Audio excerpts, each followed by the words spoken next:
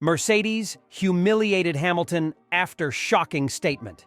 So we're going to be going through that and 3 other stories in today's video. So make sure to like this video, and if you want more Mercedes news content like this, make sure to subscribe to the channel by hitting that red button down below. The first story is Lewis Hamilton brings Mercedes crashing back down to earth as problem exposed. Lewis Hamilton said Mercedes were at their maximum in Barcelona and admitted he still doesn't have a car capable of beating Red Bull. The 7-time F1 champion secured his best result and first podium of the season on Sunday, finishing 3rd.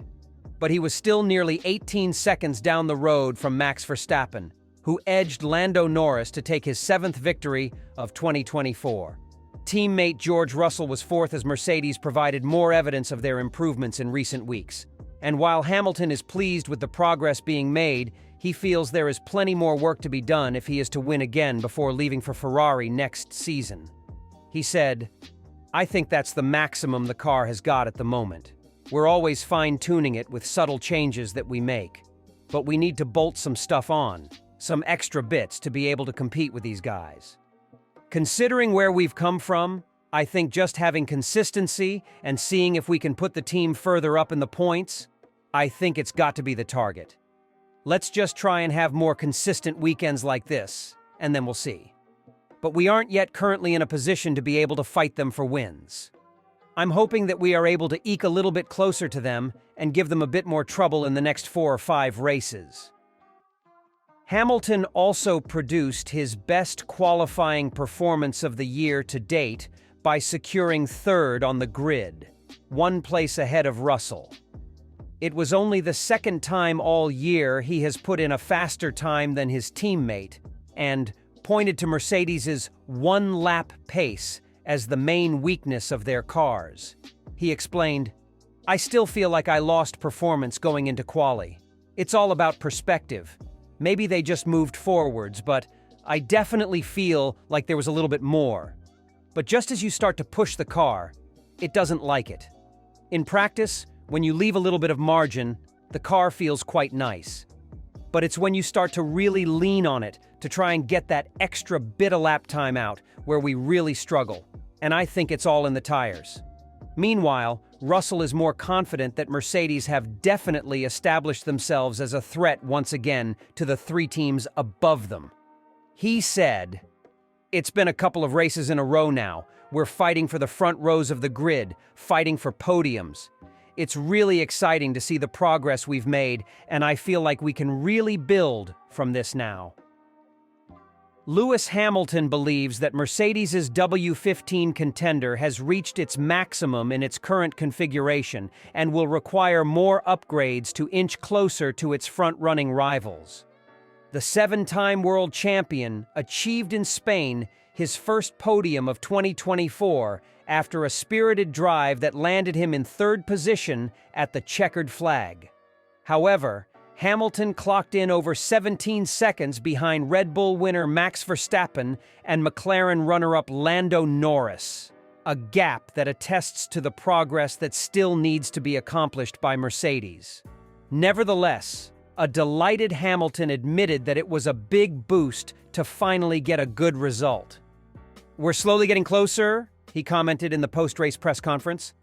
"Last year we were very fast here, so you have to take it with a pinch of salt. But obviously the last couple of races we've been relatively competitive.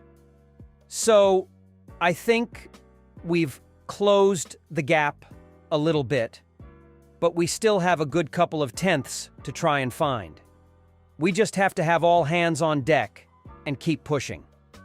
However, Hamilton felt that Mercedes would be hard-pressed to fill the gap that subsists with the front of the pack without further developing its car. "I think that's the maximum it's got at the moment," he said. "But I mean, we're always fine-tuning it with subtle changes that we make. But we need to bolt some stuff on, some extra bits to be able to compete with these guys."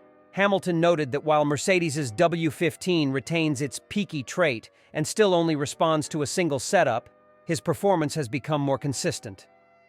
"Our pace is where we were, basically 3rd or 4th this weekend," he said.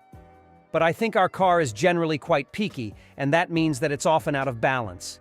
It's very rare that it's in balance and it's nice and smooth through a corner."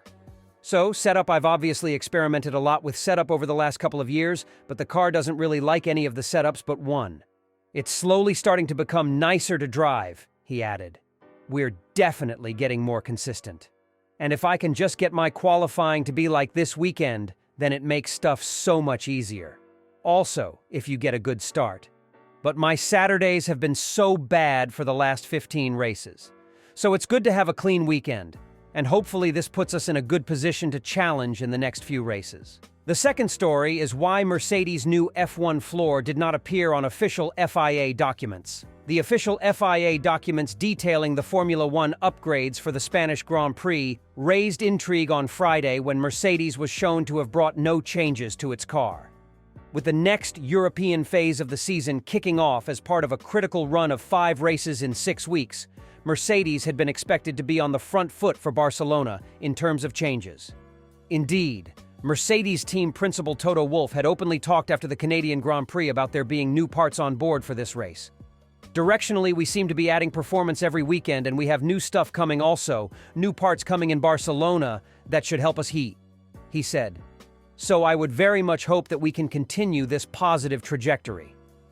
As subsequently revealed by Autosport, the main element of this upgrade package for Spain was a new floor, which is one of the most critical performance elements of current F1 cars. Normally, the arrival of new parts would be formally notified to rival teams and the media on Friday morning, when the FIA publishes what is officially known as car presentation submissions. This document details all the new components that teams are running, as well as featuring an explanation of what the aim of these upgrades is. This forms part of the requirement of Article 19.1 of F1's sporting regulations, which states, each competitor must provide a summary document to the media delegate listing the name and brief description of all major aerodynamic and bodywork components and assemblies that have not been run at a previous competition or TCC and are intended to be run at the competition. So, the absence of the new floor on the Mercedes submission for Spain pointed to the German manufacturer having perhaps hit a snag and delayed the introduction of its new part. That is not the case, however, with the team actually going ahead with its new floor. So how could Mercedes introduce its new floor but not need to notify the FIA of it? The answers lie in the specifics of what Mercedes has changed with the floor and what the rules demand. The requirements of Article 19.1 relate entirely to new aerodynamic and bodywork components, so in effect anything that has changed shape or been modified in a new way. The third story is Mercedes' quickest across Spain F1 practice long runs.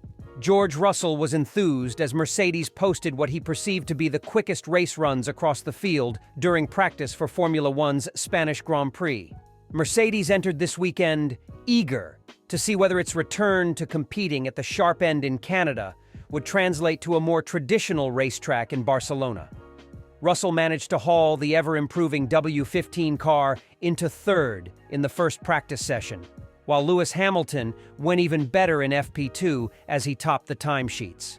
However, Russell, who studied his teammates' data to claim pole in Montreal, was unable to match Hamilton's benchmark time and ended up 0.458 behind in 8th. Nevertheless, the Briton was pleased with the balance he discovered on his car through practice, as Mercedes once again appears poised to be in the fight at the top. "Yeah, feeling good," Russell reviewed.